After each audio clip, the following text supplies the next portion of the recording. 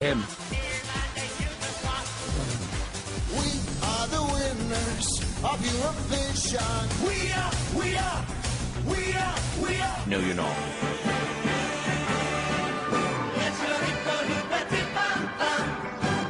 This is memorable, but not for its chorus. And I think we found out who ate Dustin the turkey.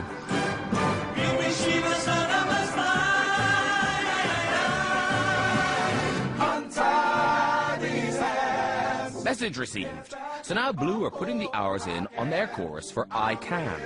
I know I can. We've worked really hard on the chorus of I Can. B, to get it spot on. We wanted people to sing it back. The minute you hear that chorus, it automatically lifts you. I can get back up again. We all, want to sound like one, so it's working with each other's strengths and weaknesses and finding out who's good at doing the high bits, the low bits, the mid bits. Should I change my harmony from the I can? Because it's natural for me to go to a different one.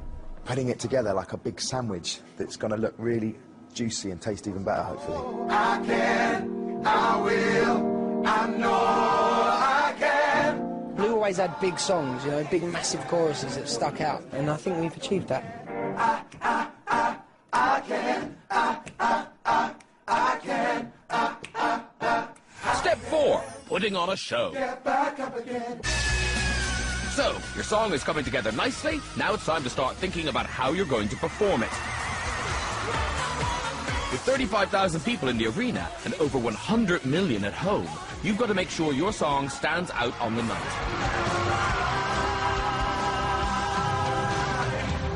When it comes to Eurovision, it's about the whole show, the whole bonanza and effect.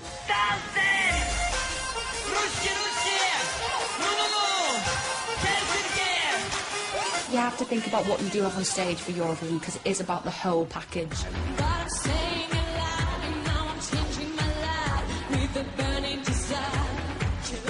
You can do something that catches the attention of the audience. Bring in a surprise. It can't just be somebody sitting, singing a song, because, to be honest with you, that is dull. Boring, boring, boring.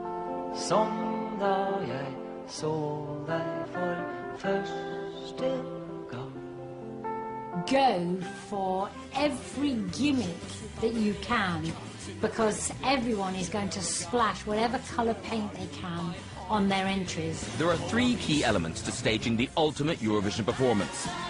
Choreography,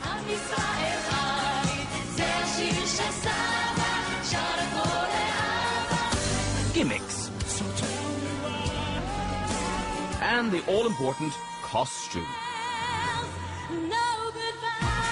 Get this wrong and you look like, well, a newborn Norwegian embraces. Get it right, however, and the results can stamp their mark into Eurovision history forever. Hard rock, hallelujah. Hard rock. Bucks Fizz, we all remember when they whipped off the girls' skirts. I do think that got them a lot of points. Cheryl came up with the idea because I wanted short skirts and she wanted long skirts, so it was a gem of a compromise. All the judges were going, well, we're voting for those girls with the skirts, and, Yeah. It was defined by the skirt ripping. We only won it by 5 points, though. 4 points. 4 points. It was the one before last vote when Terry Wogan said, I don't think they can be beaten. Is that right? That's it. United Kingdom. United Kingdom, 8 points. That's it. I don't think they can be caught. 8 points. In fact, I'm sure they can. No. It was on the last vote because they gave us... No, the one before was when he said, I it don't was- think they can be beaten. He No, wouldn't say it on the last vote, would he? 3 countries were drawn. But you can see it flashing. The United Kingdom have done it again. We're having a On the little last taste, I'll vote, tell when you it's- now. when we It's got been the like vote. this for blimmin' 30 years, I tell you. No wonder I left. Shut Look up, at them, you. always arguing. It's absolutely beside themselves. That was a really, really close contest. What they should do is just change it around now. And It's just going to be original. have the guys' trousers come off. Blue, rip your clothes off at the end of it. I know Europe will appreciate that. Calm down, John. This is a family show. The gimmick is a curious thing in Eurovision, and it can go very well or it can go spectacularly badly. The French, in 2008, entered a man called Sébastien Tellier. For some reason, Sébastien chose to come on in a golf cart.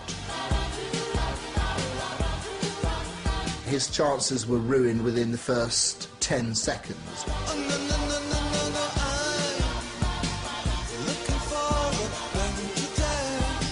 Other unsuccessful gimmicks were Sakis Ruvas standing on what looked like a giant stapler. Some people call it a ski slope.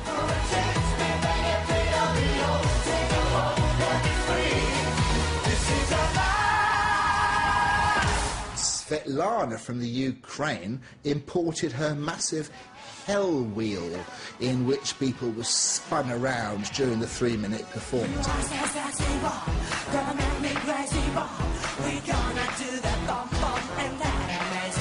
That didn't work for her either. You have to say, there are going to be those people that go, great song, but I don't like a dress. It does happen. I think I've heard it a few times. I may have said it once. One of the joys of the Eurovision Song Contest is the unusual fashion sense that it's paraded before us. Baby, baby, I love you. What were they thinking? The Czech song, where the man came on in a cape.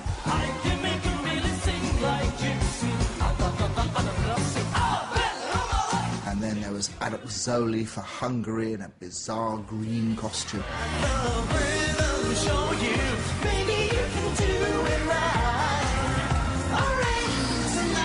There's just extraordinary fashion choices. What I get really concerned about, most of the acts are concentrating on how they look and the song seems secondary. I think we've done so badly in Eurovision for a while now that we just need to play it straight. There's no room for gimmicks because for us it's really not working. In my head, I see like pew, fireworks. Get the old pyrotechnics out. We're here today to look at some pyros for our, obviously, performance at the Eurovision. I want to create like some pew, bang, bang. It's best to be fairly subtle with it. We're going to start with showing you what we call a jet. Yeah, that's what I'm talking about. That's cool, isn't it? Is it possible to get the ones that carry on spraying for a bit longer? Oh, it's like bonfire night. Standing by. Wow. Yeah, so nice. I like that one, man. I like that one. That's better. Yeah, oh, we like that. That's it, that's wicked. Yeah, I like that. Get back up The last two have been the best. I want to create that kind of illusion on stage where it's very powerful, very strong. Rain falling down. If you like, you see, you can actually come all the way back to here and then you're really amongst it, so... Could you run through that? Can we see flames? That's what I'm talking about, mate. Yeah, man. Can you do that again? Because I'm kind of cold. We've never been gimmicky. We're not going to change for Eurovision. All we want to do is just make sure our vocals are on point, we do a really good performance, and we make our country proud.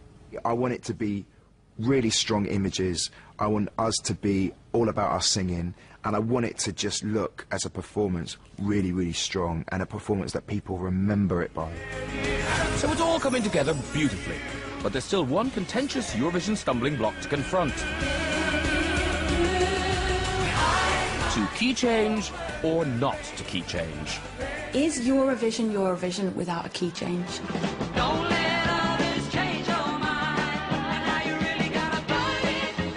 I always thought it was kind of an integral part that you had to have one.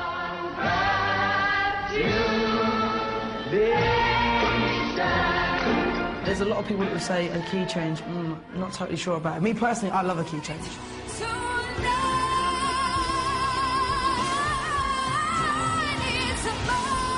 I think they're a little bit overrated, personally. I'm not sure that anyone sits at home waiting for the key change.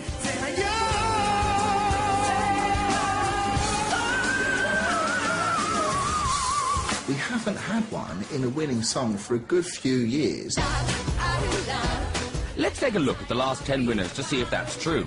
2010's winner, Lena. No key change.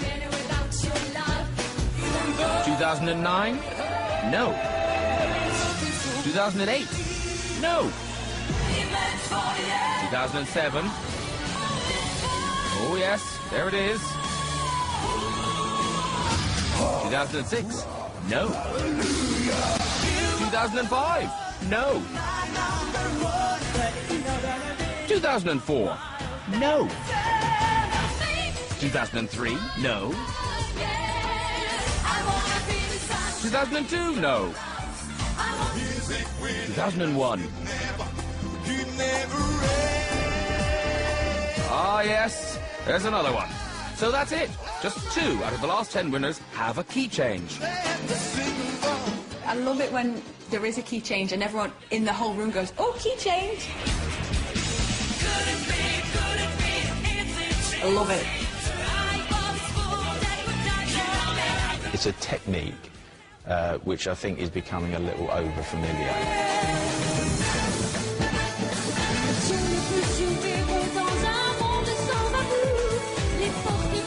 I've often thought sometimes key changes are put in because the song hasn't gone anywhere.